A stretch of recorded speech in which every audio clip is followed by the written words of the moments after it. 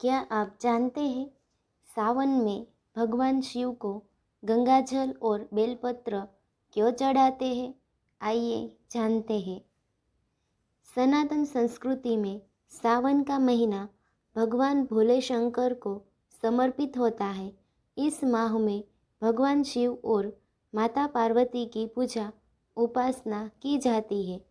प्रति सोमवार को भगवान शिव के निमित्त व्रत किया जाता है और सावन महीने में कावड़ यात्रा का भी विधान है।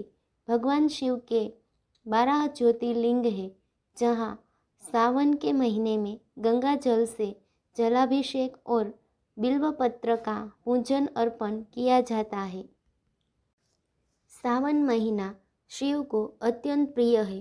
कहा जाता है कि सावन माह में ही समुद्र मंथन हुआ था, जिसमें हलाहल विष निकला था और उसको शिवजी ने अपने अंदर ग्रहण कर लिया था। इसके बाद उनके कंठ में काफ़ी जलन महसूस हुई थी, जिसके बाद देवी देव दानव दैत्य सभी लोग भोलेनाथ को गंगा जल से स्नान कराए थे, साथ ही बिल्वपत्र के भोग लगाए थे। बिल्वपत्र संस्कृत शब्द है और हिंदी में इसे बेलपत्र भी कहा जाता है। कहा जाता है कि गंगा का जल और बेलपत्र ग्रहण करने से विष का प्रभाव समाप्त हो जाता है और राहत मिलती है।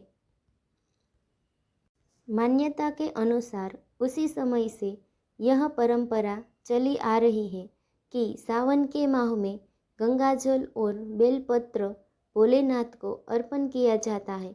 सावन माह उत्तम मास माना जाता है। इस समय काल में श्रद्धालु गंगाजल और बेलपत्र भोलेनाथ को अर्पण करते हैं। उन्हें मनोवांछित फल की प्राप्ति होती है। भगवान भोलेनाथ को बेलपत्र बहुत प्रिय है। धार्मिक मान्यता के अनुसार भगवान शिव की पूजा अर्चना में यदि बेलपत्र नहीं चढ़ाया तो वह अधूरी मानी जाती है। बेलपत्र के 3 पत्ते जो आपस में जुड़े होते हैं वे पवित्र माने जाते हैं।